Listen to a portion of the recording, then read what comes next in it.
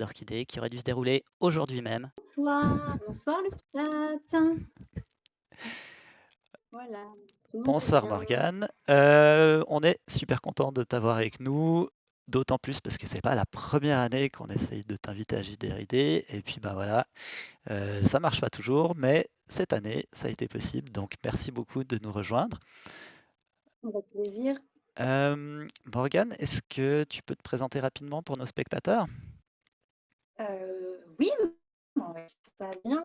Alors, je vais poser un disclaimer avant toute chose. J'ai un réseau internet en ce moment extraordinaire. Donc, croisez les doigts, on va espérer que ça tienne 1 heure, mais c'est pas garanti. Et deuxième chose, j'ai un petit chat très bavard en arrière-fond. Vous le verrez peut-être passer, je ne sais pas. Voilà, donc si vous m'entendez dire des trucs bêtes, c'est que je parle à mon chat. Je suis ravie d'être ici. Merci de m'avoir invitée. Donc, moi, Morgane Régnier, j'ai été active pendant un temps sur les podcasts de la cellule. J'ai eu le plaisir également d'animer des conférences du Stunfest et de passer sur l'idéologie. J'ai également eu l'honneur de présider 2 concours de JDR cette année. Le concours de 3 fois forgé et puis le concours de Un petit JDR. Voilà. Alors, pour ceux qui ne me connaissent pas, je suis une auteure de jeux de rôle. Je suis également une GNiste, c'est-à-dire du jeu de grandeur nature. On va en reparler. Et je suis aussi auteure de cours, de contes et de nouvelles. C'est moi qui ai commis sur la route de Chrysopée ou encore Chrysalis. Donc, je suis désolée, on fera peut-être un peu d'auto-promo dans cette conférence parce que je me servirai de cette expérience-là aussi pour appuyer ce que je vais vous raconter. Voilà, j'ai tout dit. Super, eh ben merci beaucoup. Et puis une fois encore, on est ravis de t'avoir avec nous pour nous parler des 5 sens en JDR. Je te laisse maintenant la parole. Bonne conférence. Merci. Alors, qu'on m'accorde 2 secondes techniques pour passer là-dessus. Voilà. Si vous voulez, même si j'ai fait un petit peu pour permettre de suivre le déroulé de la conférence, mais à part quelques références peut-être bibliographiques qui pourront vous intéresser, j'ai pas mis grand-chose dans cette présentation, mais si ça vous intéresse, je peux faire tourner le lien, il est tout à fait accessible pour celles et ceux qui voudraient l'obtenir ce soir. Donc, les 5 sens en JDR, donc je vous ai fait un petit plan, ça va être extrêmement simple. On va dissocier, donc je vais vous faire une petite intro déjà, et ensuite on va dissocier 2 choses. Les 5 sens en ce qui concerne le petit JDR proprement parlé, donc la place que peuvent tenir les 5 sens pour les personnages d'une partie de jeux de rôle, mais aussi les 5 sens en ce qui concerne les joueurs et les joueuses autour d'une partie, parce qu'on va aussi s'intéresser à ce qui se passe autour d'une table et le fait que on a beau incarner des personnages, nous aussi autour de la table on ressent des choses. Et puis ensuite, effectivement, le temps qui nous reste, je serais ravie de répondre à vos questions en sachant que pour faire en sorte de ne pas parler toute seule pendant 45 minutes, parce que c'est encore plus difficile quand on est à distance comme ça. On fera peut-être des pauses si vous avez des questions pour que je puisse lire le chat et puis au fur et à mesure, en tout cas, j'ai choisi de parler des 5 sens en JDR.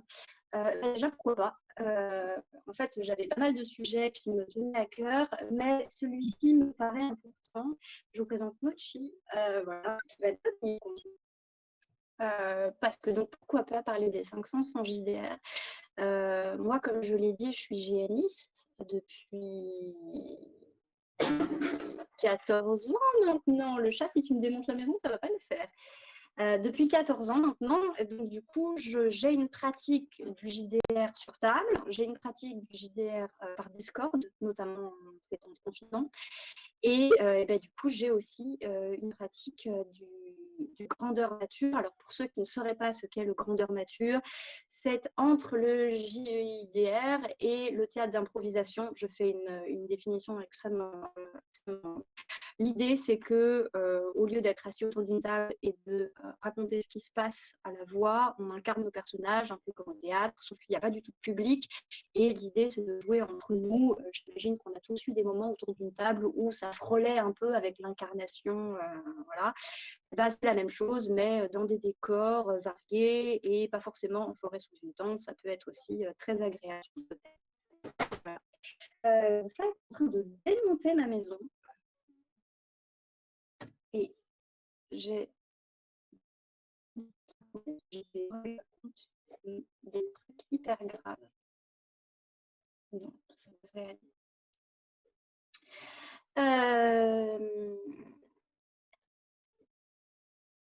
Si, ça y est.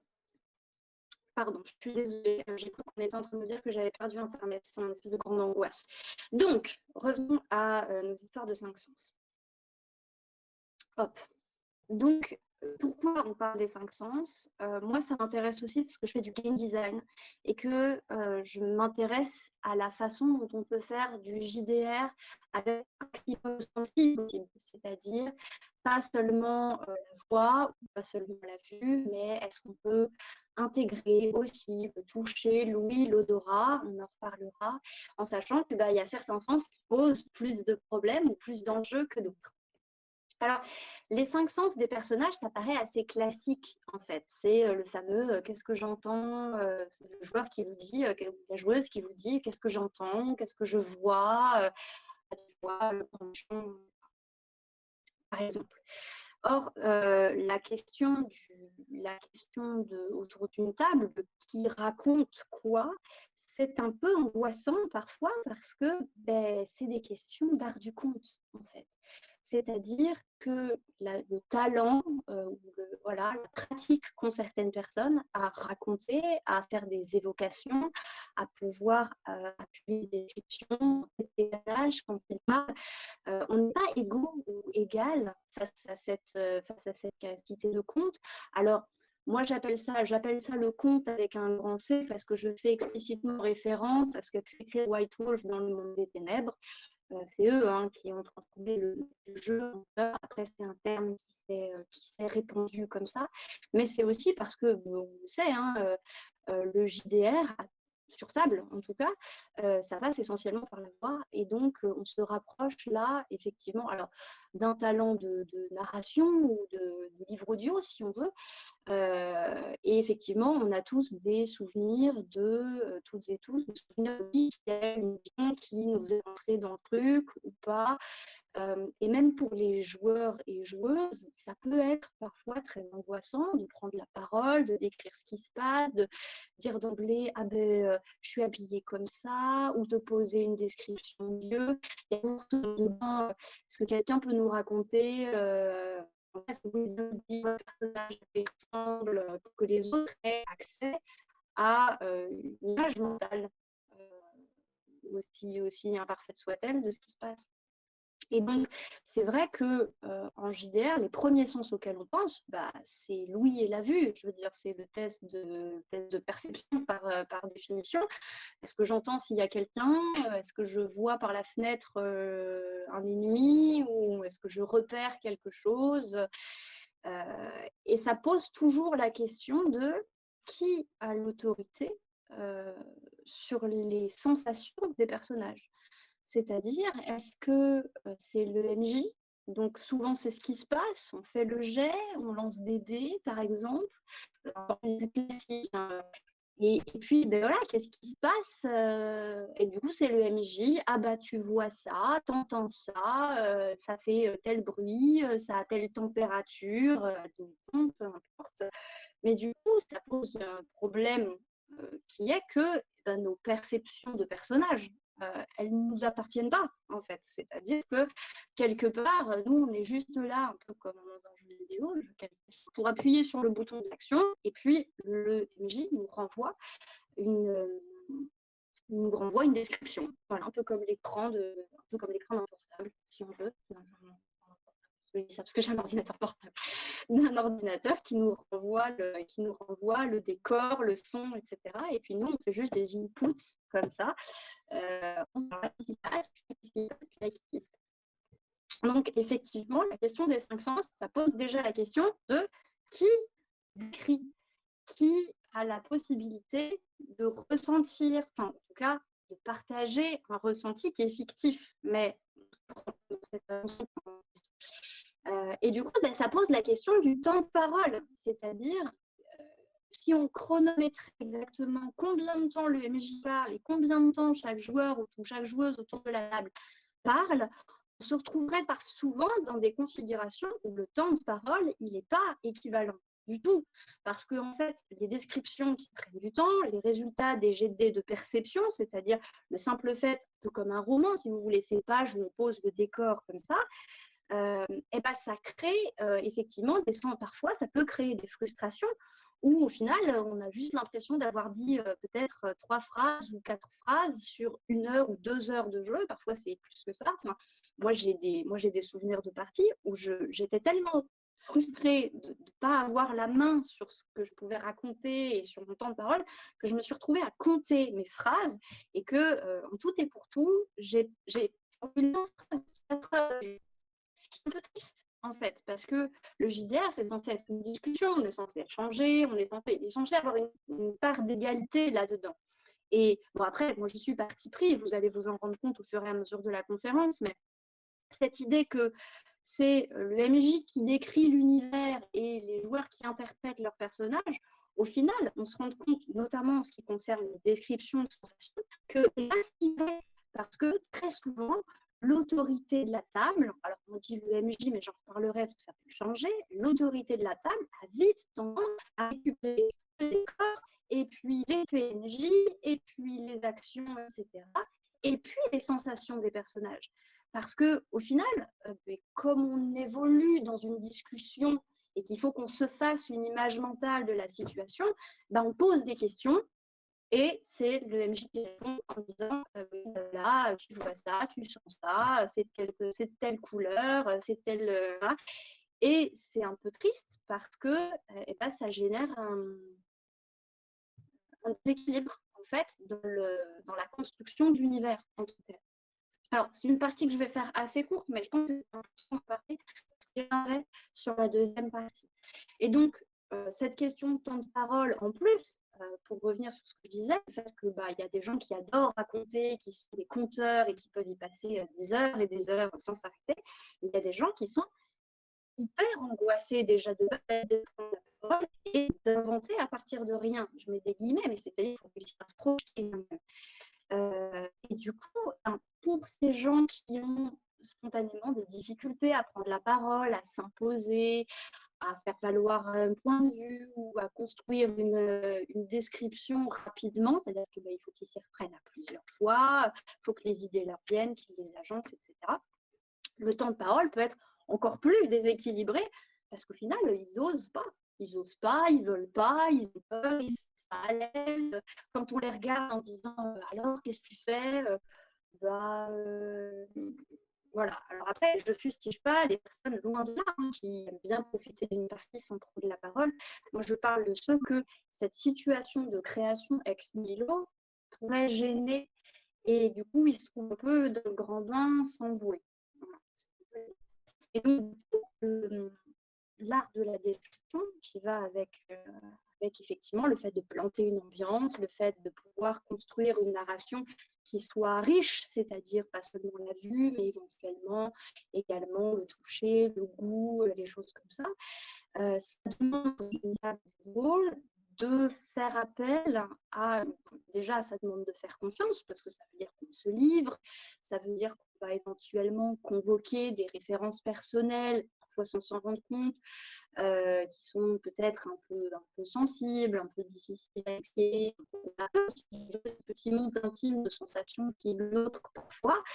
Il y a des gens, ça ne pose aucun souci. Et puis, il y a des gens, voilà, c'est quand même assez intime, même pour un personnage fictif, de dire, voilà, ce qu'il ressent, vraiment. La vue, c'est probablement un des sens les plus distants de nous. Mais par exemple, je ne sais pas, moi, l'odorat, le toucher, ça devient complexe. À la fois qu'il y a un climat de confiance, mais ça veut dire aussi qu'il faut générer une forme de bienveillance vis-à-vis des descriptions, prendre le temps, pas couper la parole, Ça paraît assez bateau, ce que ça sauter en fait. Si vous vous amusez à chronométrer qui prend la parole autour d'une table, vous vous rendrez compte qu'au final, il y a des gens, on les entend pas, on les entend très peu. Alors, ça peut être des choix ou pas. Oui,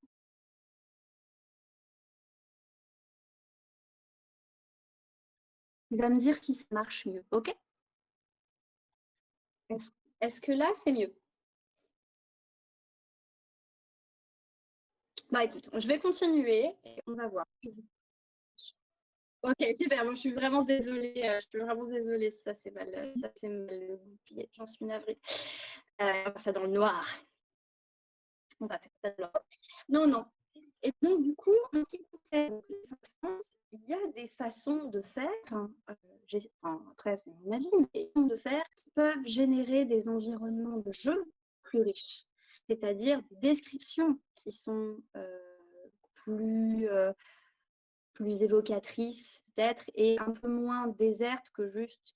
Après, c'est des histoires de goût, je ne juge pas, je prends mon avis, mais on entend des gens qui disent bah, je fais un jet. Ça a le mérite d'être clair, mais en termes de narration, d'ambiance, c'est parfois un petit peu triste. Et donc, du coup, qu'est-ce qu'on peut faire pour éventuellement à la fois changer l'implication, c'est-à-dire faire en sorte que les joueurs soient plus maîtres de leur personnage, voilà. C'est-à-dire qu'ils aient une autorité plus grande sur ce monde de sensations qui peut permettre de construire des histoires très très belles et même des psychologies de personnages qui peuvent donner lieu à des parties, des campagnes très intéressantes. Dans ces cas-là, il existe plusieurs solutions. Moi, j'ai été très fan quand j'ai découvert les jeux de rôle propulsés par Apocalypse, qu'on appelle les PBTA, qui est l'anagramme de Powered by Apocalypse, parce que c'était des univers, en tout cas les MJ avec qui j'ai joué, qui posaient énormément de questions. C'est-à-dire que le MJ n'était pas là pour prendre la place et pour dire bah, tu ressens ça, et puis il se passe ça, et puis voilà. Et en fait, les rôles étaient inversés, c'est-à-dire que ce n'était pas les joueurs qui posaient des questions, genre et là, qu'est-ce que je vois, par exemple. C'était l'inverse. C'était le MJ qui tout d'un coup disait et du coup, qu'est-ce que tu vois? Et là, en tant que joueur, en tant que personnage, si on veut, on se retrouve à nouveau investi d'un rôle, d'une autorité sur la partie, sur ce qu'on voudrait en faire, qui est beaucoup plus intéressant, beaucoup plus riche. Et donc, du coup, pour enrichir une pratique comme ça, le simple fait de poser des questions, plutôt que d'être dans la réponse, être voilà, dans la demande. Qu'est-ce que tu ressens? Là, tu poses ta main, ça t'évoque quoi? Euh, Tu rentres dans tel bâtiment, qu'est-ce que tu remarques en premier? Alors, je vous les pose comme ça, mais il y a des façons effectivement de poser des questions qui peuvent permettre voilà, de faire appel. Qu'est-ce qui te marque? Sa voix là, quand tu viens, qu'est-ce qu'elle t'évoque? Ça peut paraître pas grand-chose, mais en réalité, pour planter éventuellement des dilemmes ou pour permettre simplement à la table de rester investie, ça peut être très très important. Et puis, évidemment, le simple fait de faire tourner les rôles. Alors, dans les notes que je vous ai mis après, j'ai cité Polaris, non pas de Ben Lehman, qui est un jeu où chaque personnage autour de la table a un rôle vis-à-vis du personnage principal. C'est-à-dire que les personnages principaux tournent. C'est pas toujours les mêmes personnages qui sont au centre de l'action, un peu comme si le projecteur se décalait. Mais autour de la table, il n'y a pas de MJ, il n'y a pas de grande autorité. Simplement, le personnage qui est à la droite joue les antagonistes, le personnage qui est à la gauche joue les coups de cœur, les alliés, choses comme ça.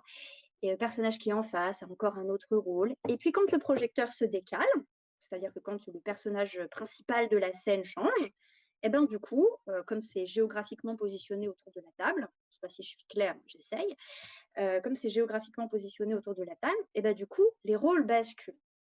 Alors, ça me permet simplement d'expliquer qu'on pourrait concevoir des jeux où les perceptions changent.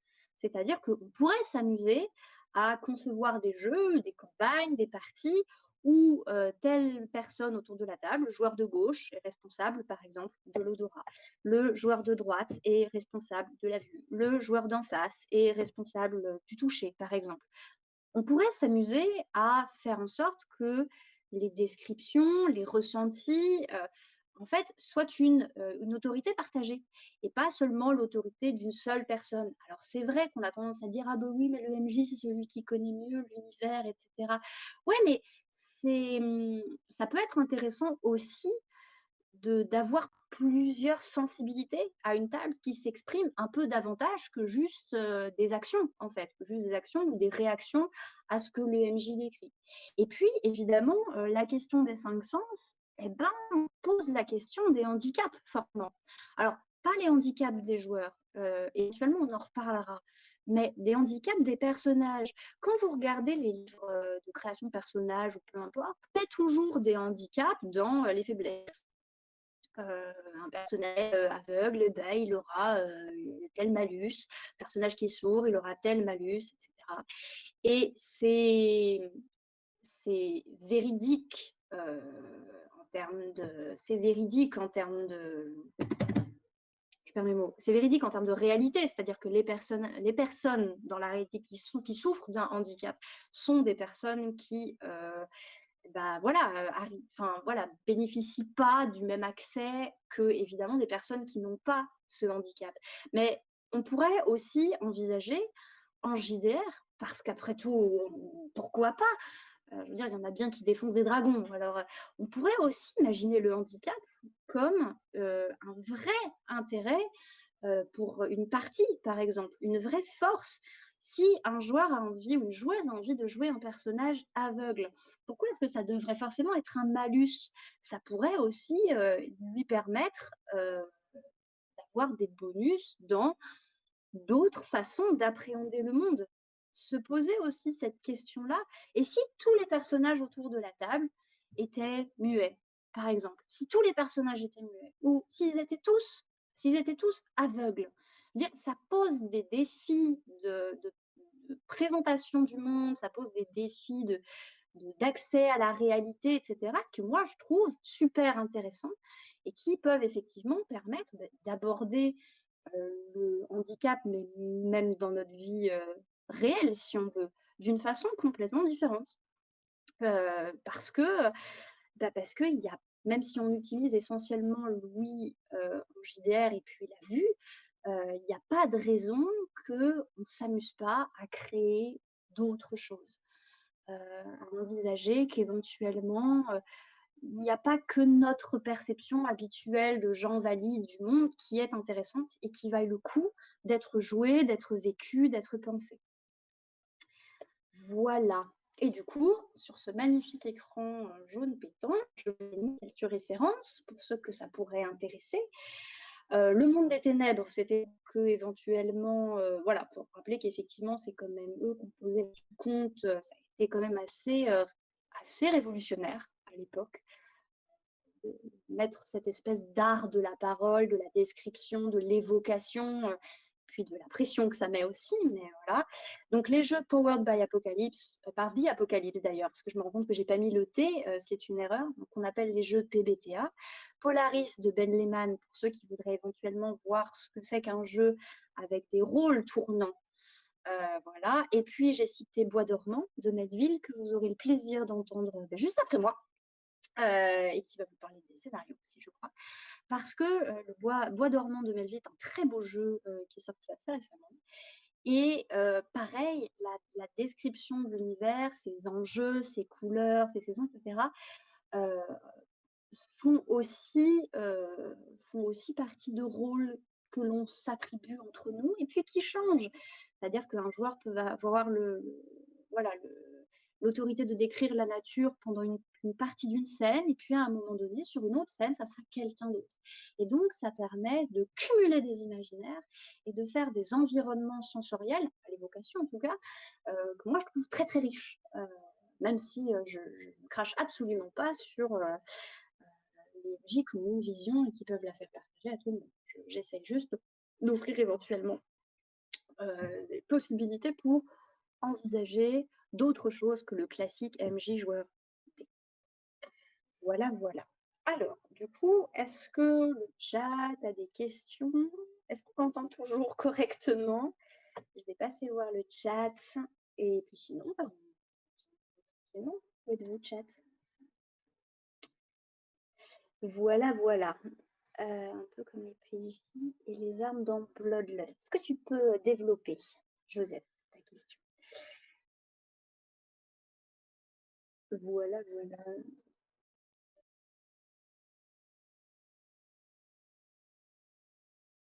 Ah, d'accord. Bon, bah, je vais attendre un tout petit peu alors.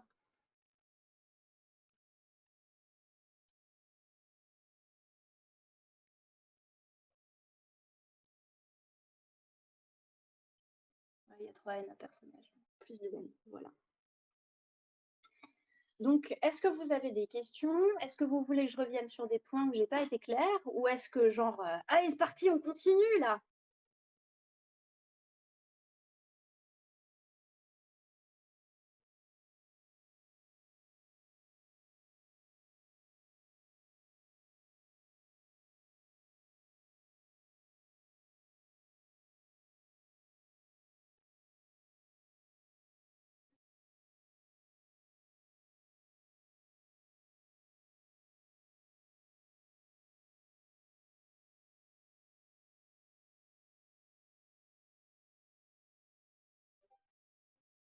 Non, c'est bon. On continue. On continue. Vous êtes toujours là? Ok. Alors, c'est là qu'on va taper des trucs. Je suis vraiment navrée pour la qualité du son, que vous en ayez souffert. Voilà, c'est la campagne française, c'est parfois un peu compliqué. Voilà.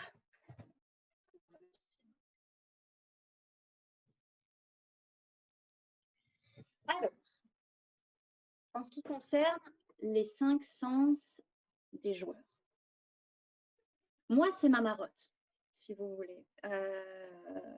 C'est-à-dire que, en tant que GNiste, le fait d'avoir joué des parties de jeux de rôle avec mon corps, complètement immergé dans des décors, avec la nourriture qui est en jeu, des effets de scène, de la musique, des odeurs, du toucher. Enfin, c'est,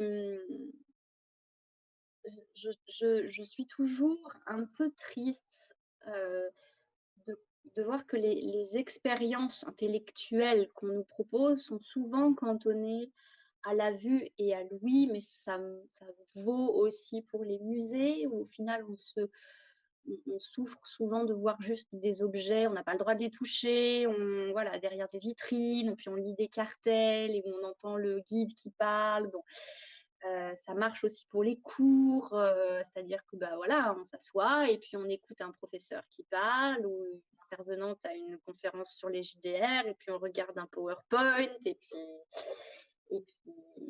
tout ça peut, c'est pas inintéressant, mais parfois c'est un peu aride. Et du coup, eh ben, en JDR, par moment, c'est aussi un peu ça. C'est-à-dire que on, bah, essentiellement, on discute. La définition la plus efficace que moi j'ai trouvée du JDR, c'est qu'en fait, c'était une discussion voilà, entre personnes, personnages, peu importe, mais on est essentiellement là pour échanger du son et pour se regarder, ou pour regarder les fiches, pour regarder les idées, pour regarder les supports, quels qu'ils soient sur la table. Donc, mais de façon générale, en fait, dans notre quotidien, on fait quand même une très grande place à l'ouïe et à la vue. Et du coup, bah, naturellement, la plupart de nos pratiques, elles se retrouvent marquées comme ça.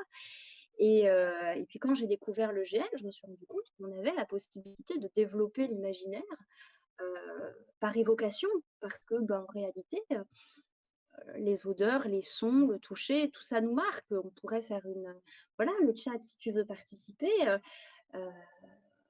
et ben écoute, je t'invite dans le chat à partager un moment de JDR qui t'a marqué, en tant que joueur, pas en tant que personnage, qui n'était basé ni sur l'ouïe, ni sur la vue.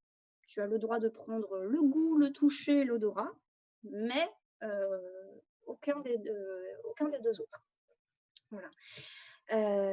Et c'est vrai que quand on regarde la façon dont le JDR est présenté ou caricaturé, et ben, ça donne, des gens qui sont assis autour d'une table et puis, ils ont tous des costumes un peu bizarres. Enfin, je prends l'épisode de Community, mais je pense aussi à ces communications où, je sais pas si vous vous rappelez, mais en vrai, on était tous des satanistes. Et donc, on était tous assis autour d'une table, la lueur des bougies, c'était bizarre, et puis ils étaient tous en costume, et puis ils parlaient, voilà.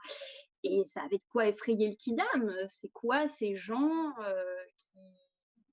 qui altèrent en fait leur réalité de jeu? Est-ce qu'on peut pas juste faire un jeu de plateau sur une table et puis voilà? Donc ça, c'est un cliché, évidemment.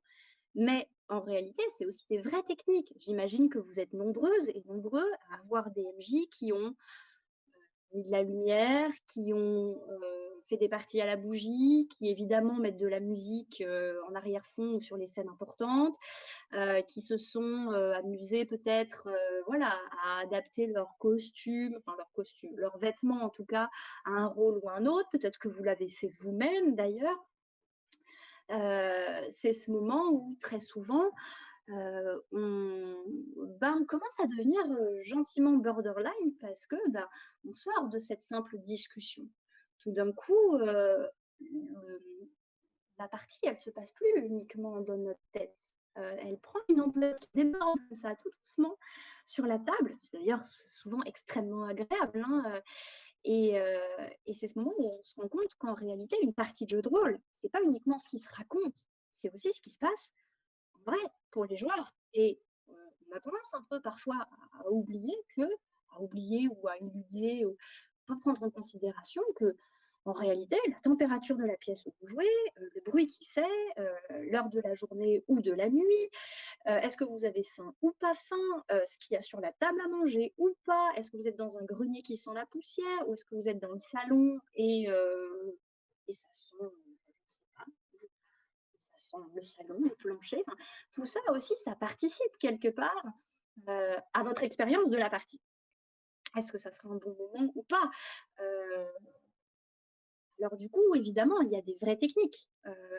J'ai fait le pire jeu de mots, qui soit pour cette présentation PowerPoint, mais le MJ, quand il a envie de s'amuser, ou les joueurs, quand ils ont envie de s'amuser, qu'ils ont du temps, un peu de matos, etc., ils deviennent vite metteur en scène. On change la lumière dans la pièce, on met des petits objets, on met des encens, on commence à servir pas forcément des chips du coup, mais peut-être éventuellement des petits gâteaux, des choses comme ça. Et tout d'un coup, c'est le plaisir aussi de créer pas seulement une belle histoire, mais de créer un environnement de jeu qui met dans un certain état d'esprit. Alors c'est ce que Frédéric Santès, je pousse un peu le terme, mais c'est ce que Frédéric Santès appelle la synesthésie, c'est-à-dire ce moment où les sensations du joueur et les sensations du personnage sont à peu près identiques. Ce moment où effectivement on dit à un personnage, tu vois là la lumière de la bougie, et en fait devant lui, sur la table, le joueur voit une bougie et on lui tend le papier que son personnage est censé recevoir. Et c'est plus seulement de l'évocation intellectuelle. Tout d'un coup, il a la lumière de la bougie, il a l'odeur de la cire qui chauffe, il a le papier entre les mains. Voilà, des souvenirs comme ça, j'espère pour vous en tout cas, qui donnent à la pratique du jeu de rôle quelque chose de très particulier. Et effectivement, les grands absents de ces expériences, très souvent, c'est le goût et l'odorat, parce que c'est hyper difficile de synthétiser, de projeter une odeur ou un goût, surtout quand on évolue dans des univers qui sont des univers fantastiques ou pas du tout proches de la réalité, où là, tout d'un coup, réussir à évoquer l'odeur du steak de dragon qu'on vient de vous servir au palais de la Baronne, il faut y aller quand même. Mais même pour les gens du théâtre, de l'événementiel, la question des odeurs notamment, c'est un vrai enjeu. S'il y en a qui ont envie de rigoler, je vous invite à vous renseigner sur ce sur ce qu'a fait la compagnie Royale de Luxe à l'époque, où elle existait encore, et ce qu'elle a fait aux arènes de Nîmes, c'est-à-dire qu'ils ont fait jouer un péplum dans les arènes de Nîmes avec les chevaux, les gladiateurs, etc. Et pour le public, ils avaient un diffuseur à odeur, c'est-à-dire que il y avait un esclave voilà, un personnage évidemment, hein, d'esclave qui se promenait avec un espèce d'énorme aspirateur sur le dos et qui diffusait comme ça sur le public en plein milieu du spectacle des odeurs d'oasis, des odeurs de palais de César, des odeurs d'écuries des gladiateurs. Et concevoir des odeurs comme ça, qui puissent effectivement apporter cette dimension sensorielle très particulière, c'est un jeu. Moi, je trouve que sur table, enfin en JDR, on devrait essayer des trucs comme ça. Alors peut-être pas avec un aspirateur à odeur, mais on devrait essayer peut-être ce genre d'évocation quand effectivement il ne se passe rien à la vue, mais peut-être qu'il se passe des choses ailleurs, ne serait-ce qu'au fond de la marine. Et comme c'est difficile de convoquer une odeur avec une image, parce qu'on a tous des rapports aux images qui sont différentes, je pense que les magasins de bougies parfumées voilà, ont des beaux jours devant eux si si on commence à faire ce genre de choses. Et pour le goût, c'est pareil. Euh, pour le goût, alors effectivement, hein, on a tous nos petites marottes de qu'est-ce qu'on mange autour d'une table quand on a encore le droit de se voir et qu'on n'est pas confiné. Mais il existe un jeu que je vous ai mis en référence pour la suite, qui moi m'a beaucoup marqué à ce sujet, qui s'appelle La saveur du ciel, qui a été écrit par Fabien Hildwein. Je vous l'ai mis en référence. C'est un jeu où on joue un cuisinier de talent qui doit réaliser le meilleur plat du monde. C'est essentiellement un jeu à deux, qui est superbe, et c'est essentiellement une discussion. Mais le jeu dit que c'est un jeu qui gagne à se jouer en faisant la cuisine. En faisant la cuisine, si possible, le plat qui a été choisi pour la partie, et après la partie, on le mange. Et moi, je trouve ça trop bien. Déjà, parce que je trouve ça très bien de faire la cuisine, je trouve ça extraordinaire de pouvoir effectivement faire une partie dans laquelle on fait rentrer quelque chose d'aussi quotidien et classique que faire la cuisine. Et ensuite, surtout, on le mange. Moi, j'ai fait ça avec un millefeuille à la framboise. Donc, j'avais fait un millefeuille à la framboise. Et ben, c'est la puissance de l'esprit, mais le goût du millefeuille à la framboise après la partie, bah, il était très particulier parce que il avait aussi le goût de ce moment un peu étonnant de jeu de rôle qu'on venait de passer autour d'un truc aussi lambda, un millefeuille à la framboise. Ça marche aussi, on a étonné des joueurs comme ça en disant bah, écoutez, là, X PNJ arrive avec des cookies. Et puis ben, on arrive et on met des cookies sur la table. Donc les joueurs jouent, ils sont en train d'avoir une discussion, des personnages, en train de manger des cookies, et les joueurs sont en train de manger des cookies. Et c'est des petits détails, mais je sais qu'ils m'en reparlent encore 10 ans après.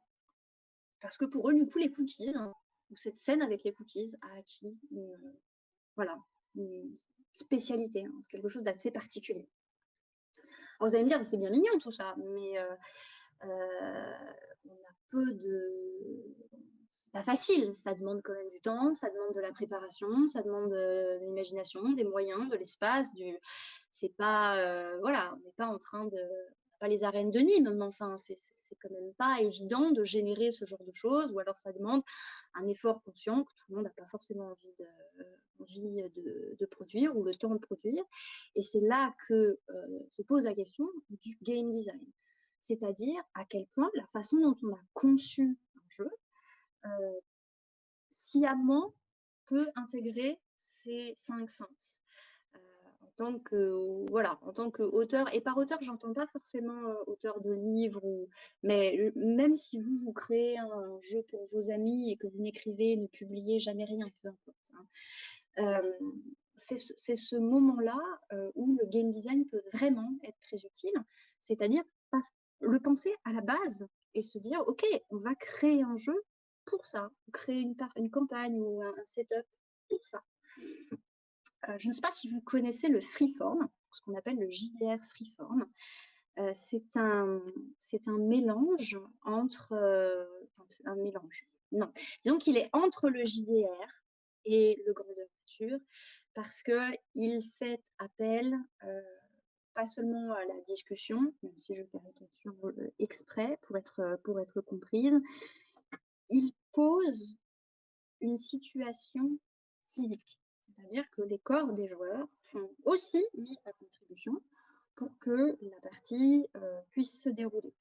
C'est un peu, ça se rapproche un petit peu des murder parties où on se déplace, où on va voir, tel personnage pour avoir des indices, voilà.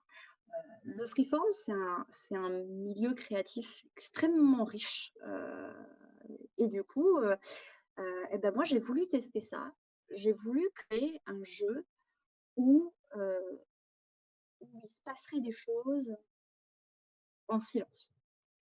Et donc, j'ai écrit un jeu qui s'appelle Chrysalis, qui se joue dans des sacs de couchage.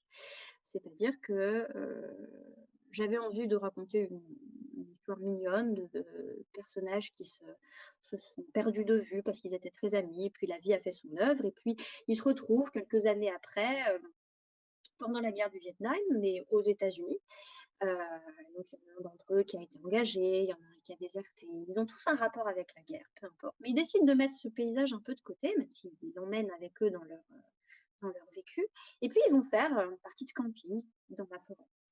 Et donc, pour moi, ce jeu devait être joué dans des sacs de couchage, avec une lampe de poche, et idéalement dehors. L'été, la nuit, voilà. On va pas se mentir, le premier playtest que j'ai fait, c'était à l'intérieur. Mais on était quand même dans des sacs de couchage. Et quelqu'un qui me dirait: «Oh mais je veux jouer au jeu, mais je vais pas enlever les sacs de couchage». Eh bien, il a le droit, je ne lui jette pas la pierre, mais l'intérêt du sac de couchage, c'était de faire en sorte que le corps parle. Il y a eu des scènes comme ça où les personnages n'ont rien dit. C'était vraiment, mais on les entendait se tortiller dans les sacs de couchage, se retourner, maugréer, se zipper quand ils étaient inquiets. Et ça permettait de faire passer quelque chose. Euh, il y a une scène comme ça où un personnage dit à l'autre qu'il en fait il était amoureux de lui à l'époque. Euh, et l'autre dit: «Tu te moques de moi, c'est pas cool». Et là, on n'entend plus rien. Et le personnage qui a fait cet aveu de l'amour, le joueur se retourne dans son sac de couchage et se zip. Et c'est tout. Et on a eu un silence de quoi? 2 minutes, 3 minutes. C'est très long. Avant que quelqu'un décide de prendre la parole et de continuer la discussion qu'avaient les personnages à ce moment-là. Il existe aussi des, des jeux, j'en ai vu un comme ça, sur un des concours auxquels j'ai assisté cette année, un petit JDR, qui ont sciemment ouvert l'espace. C'est-à-dire qu'ils faisaient jouer les personnages dehors. Bon, c'était une période de Covid, donc il fallait que les jeux soient jouables en période de Covid. Donc c'était des jeux à distance. Mais quelqu'un qui a dit: on va prendre de la distance au sens physique. On va mettre des gens dans des champs, dans un champ, et ils s'éloignent en fait au fur et à mesure. Ça avait une symbolique dans le jeu. C'était la distance, c'était le fait de se comprendre ou ne pas se comprendre. Et donc en fait, ça mettait les gens dehors, ça les mettait dans la nature, et l'espace, la distance entre les personnages était vécu avec la voix qui porte. Il faut hurler, il faut contrer le vent, il faut rester seul dans son bout de champ pendant que dure la partie. C'est très particulier. Et sortir de la table, accepter de descendre d'une chaise, d'enlever la table et se dire: allez, on va jouer dehors, on va jouer dans les bois, on va jouer sur la plage pour avoir l'odeur, les sons, on va jouer de nuit, on va jouer au crépuscule, tout ça, c'est une façon aussi d'enrichir une partie. Faire une partie pique-nique, on peut faire, enfin, il y a plein de solutions si vous voulez, mais j'imagine qu'en temps de Covid, on pourrait même faire une partie qui se joue de balcon à balcon. Mais l'idée, c'est qu'effectivement, il y a moyen de faire entrer volontairement autre chose que Louis dans une partie de JDR. Je vais vous donner un autre exemple personnel, qui est le jeu de rôle épistolaire que j'ai écrit. C'est-à-dire que c'est un jeu de rôle qui se joue uniquement par lettres. Jamais les joueurs ne se verront, ils n'échangent que du courrier. Et le jeu se passe intégralement par courrier, puisque les personnages s'envoient du courrier. Du coup, il n'y a pas de différence entre les lettres en jeu et les lettres que s'envoient les joueurs. L'idée m'est venue parce que j'ai un ami qui m'a raconté qu'un roman comme ça avait été écrit par une bande d'anthropologues et d'ethnologues. Ces gens avaient écrit un roman en se disant on va créer une société et puis on va écrire comme ça le journal intime de cette société, de cette culture. Ils ont vraiment créé une culture. Et puis au bout d'un moment, un peu pris par l'ampleur de la chose, ils se sont mis à dire ah ouais mais alors attends et comment ça marche le tissage des vêtements dans leur société.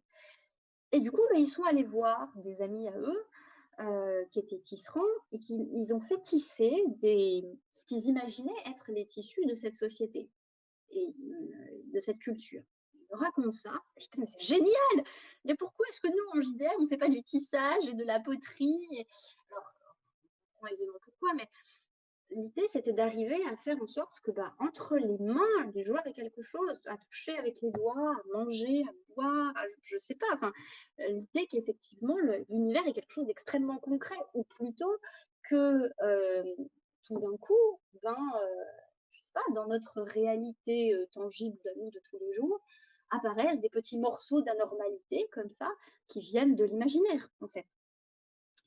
Et le jeu a suivi son cours, mais j'ai été partie comme ça, où on s'est littéralement échanger des objets par la poste. Alors du coup, la partie nous a coûté très cher en colis, mais où tout d'un coup, on avait un courrier, le papier avait été parfumé, la couleur de l'encre avait une signification, et puis on avait des photographies. Moi, j'ai reçu un objet qui, quand il se secoue, fait du bruit. Enfin, on était passé là dans une dimension un peu étendue et vachement poétique, en fait. L'idée surtout de cette histoire de cinq sens, c'est de faire en sorte que, outre le fait de questionner la façon dont on perçoit éventuellement notre réalité, et donc au final de façon très, très normale, on la transpose directement dans nos parties, est-ce qu'on ne peut pas aussi se servir du JDR pour voilà, explorer un imaginaire encore plus vaste. Moi, j'attends toujours la recette de steak de dragon, si vous voulez. Mais voilà,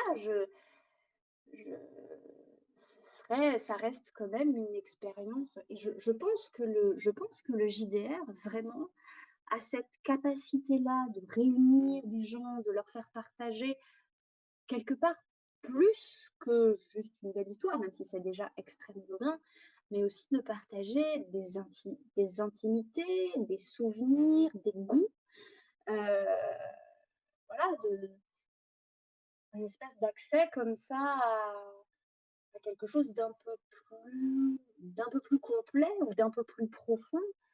Et je pense que ça nous permet aussi, nous, d'expérimenter ce que c'est que notre humanité, parce qu'en JDR, on n'est pas forcément des êtres humains, on peut aborder d'autres consciences, d'autres cultures.